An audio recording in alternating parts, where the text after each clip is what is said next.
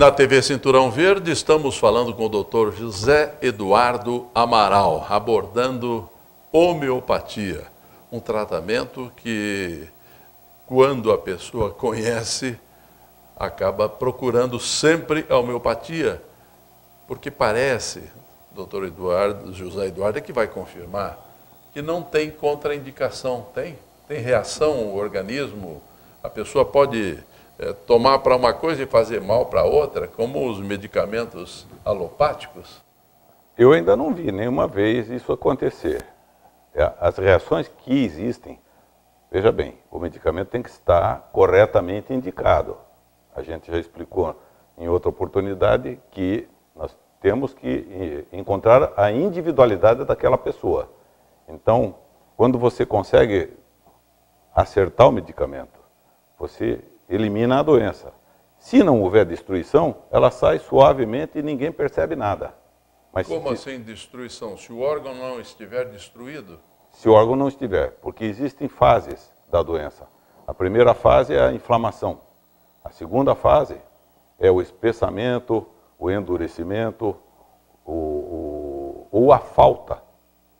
Veja, pessoas excessivamente gordas ou pessoas excessivamente magras, elas estão na segunda, tranquilamente. Agora, se tiver rachadura, sangramento, ulceração, buraco, enfim, falta, essa é a terceira marcha. A terceira marcha é a marcha da destruição, vamos dizer assim. É onde a fase em que a doença já está na destruição. Então, aí, com certeza, existirá alguma reação. Cada pessoa reage de uma forma diferente. Dr. José Eduardo Amaral fez medicina na Federal em Curitiba. Sim, fiz na Federal. Fundada pelo bisavô da minha, bisatio da minha mãe, o Dr. Vitor Ferreira do Amaral, e mais um bando. Naquele tempo, quantos candidatos por vaga? Eram em torno de 50.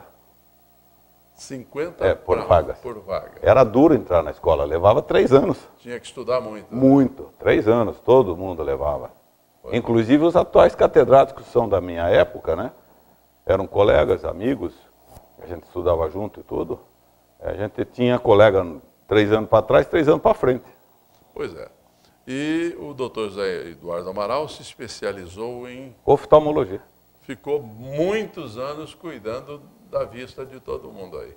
Agora eu pergunto, catarata, não dá para evitar essa catarata? Todo mundo vai chegar lá, não dá para evitar com homeopatia? Com certeza que dá. Ela é uma manifestação, é uma das manifestações da doença da pessoa. Entende? Porque a gente tem órgãos de choque, onde a doença, como um para-raio, recolhe e bota para fora a doença, entende? É o caso, por exemplo, de uma amidalite, de uma catarata, de uma hipertrofia de amígdalas ou de adenoides. Enfim, qualquer doença. O órgão de choque é aquele. No caso da carótida que você citou outro dia, está ali a coisa. Aquela pessoa tem aquilo como órgão de choque. É onde ela descarrega a energia dela negativa e vai detonar. E é por isso que vai tendo endurecimento aí na vista e cria essa... fica branca e não enxerga mais, né? É como se fosse um vidro que fica, de janela que fica leitoso. Você pode evitar e pode curar muitos casos. Eu tenho casos até de catarata muito avançada, curados com homeopatia. Sim. É óbvio que quanto mais tempo existia a doença, mais tempo leva para regredir. Que nem você entrar numa estrada errada. Se entrar 50 metros, volta 50 metros. Se entrar 50 quilômetros, vai ter que viajar 50 quilômetros. De volta. Por isso que a pessoa precisa ter paciência e persistência no tratamento homeopático. Mas alguém que já está com 60 aí e preocupado com essa doença, pode tomar homeopatia preventivamente? Veja, não existe obrigatoriedade que a pessoa faça catarata, porque o órgão de choque dele pode ser qualquer outro. Tem gente que não tem catarata. Tem pessoas que passam dos 100 anos sem catarata. E tem outros que, crianças nascem com catarata. Mas é consequência de doença, entende? Bom, eu fiquei de falar sobre a Rainha Elizabeth, né? Não esqueci não, está aqui a revista e diz a revista que ela tem o Dr. Peter Fischer, né? Que é o clínico. Ele é a mais famosa paciente da especialidade médica que sempre fascinou reis e imperadores. A família real se trata há mais de 100 anos. E a homeopatia tem só 200. Só. É nova. Com certeza. Não é? É porque o Hahnemann descobriu isso traduzindo a matéria médica do inglês, que tinha curado a esposa do vice-rei da Colômbia com um chá bastante diluído de casca de quina, ou China officinalis. É uma árvore que tem na floresta amazônica colombiana e também na brasileira. E naquela época o Hahnemann leu aquilo e procurou um pouquinho. Ele era um investigador, falava 7 línguas. Ele procurou conseguir um pouquinho de casca para ver o que acontecia e tomar. Ele fazia isso invariavelmente com as substâncias, porque ele estava sem clinicar, ele estava pesquisando. Levou 17 anos assim. Até que ele tomou o chá da casca de quina e ele teve uma doença muito semelhante à malária. Eureka! O que adoece, o sadio, cura o doente, que tem aquela doença. Homeossemelhante, patos doença. Semelhante cura semelhante. Como é que o pessoal cura baculovírus aqui nas lavouras nossas? Eles fazem homeopatia e não sabem.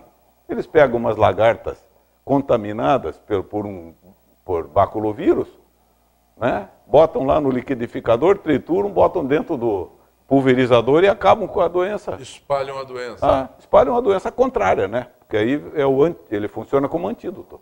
Quando você dilui, bate, você bota energia para fora, você espalhou, o negócio pegou e curou. Destrói a doença. A gente usa isso muito em infecções. Por exemplo, se você tiver uma bactéria de alta virulência, essas bactérias assassinas aí, se eles estivessem usando homeopatia, com certeza não aconteceria isso aí.